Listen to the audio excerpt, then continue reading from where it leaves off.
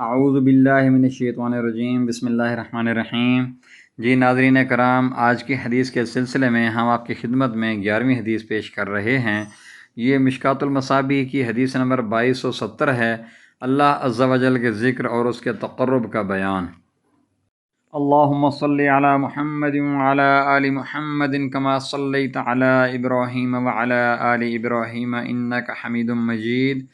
اللہم بارک علی محمد وعلی آل محمد کما بارکت علی ابراہیم وعلی آل ابراہیم انک حمید مجید۔ حضرت عبداللہ بن بصر رضی اللہ تعالی عنہ بیان کرتے ہیں، ایک اعرابی نبی کریم صلی اللہ علیہ وآلہ وسلم کی خدمت میں حاضر ہوا تو اس نے عرض کیا، کون سے لوگ بہتر ہیں؟ آپ صلی اللہ علیہ وآلہ وسلم نے فرمایا، اس شخص کے لیے خوشخبری ہے جس کی عمر دراز ہو اور اس کا عمل اچھا ہو۔ اس نے عرض کیا، اللہ کے رسول، کون سا عمل بہتر ہے؟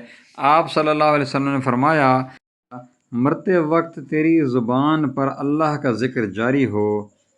اسناد حسن، رواہ احمد و ترمذی۔